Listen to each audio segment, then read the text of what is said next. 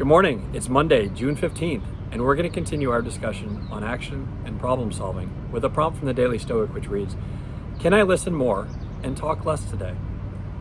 So one of the common misinterpretations of the maxim, "the obstacle is the way," is that it's a call to immediate action. To refresh, Marcus Aurelius wrote in his journal, "The impediment to action advances action. What stands in the way becomes the way." But the precursor to action, at least according to the Stoics, was objective and rational thought. We have to properly and fairly assess the situation before rushing headlong into our response. And to accomplish that, listening does far more than speaking can. The last few weeks have clearly demonstrated the need and importance of listening. It sparked a global coordinated movement on social media with hashtag Blackout Tuesday 2 weeks ago. But my concern with that initiative was, and is, that it would miss the mark and ignore the crucial differences between listening and hearing. Sure, by silencing ourselves in solidarity, we were demonstrating our willingness to listen. But were you fully capable of hearing?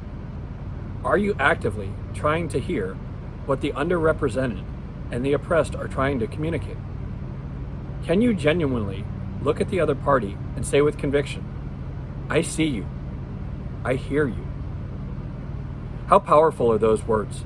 I would suggest far more powerful and appreciated than posting a black square and a trending hashtag on your Instagram feed.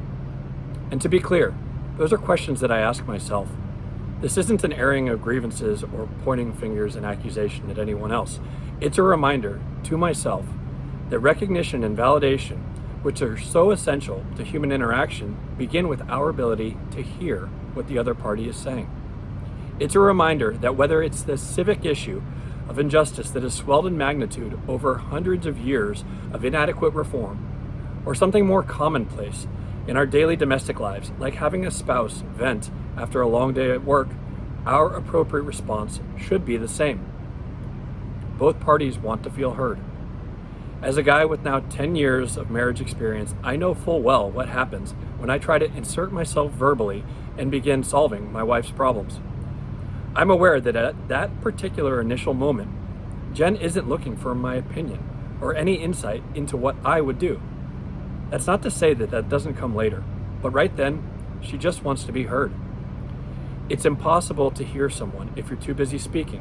It's a reminder of which action is more important. It's why Zeno said, "We have 2 ears and only 1 mouth, so we might listen more and talk less." Our words should be measured and limited to what is only necessary to communicate our point, a point which we've reached through careful observation and assessment. So with that said, I think this is an excellent opportunity and an appropriate time for me to wrap up with today's message. Quality over quantity. Listening over speaking. Hearing over listening. Have a great day.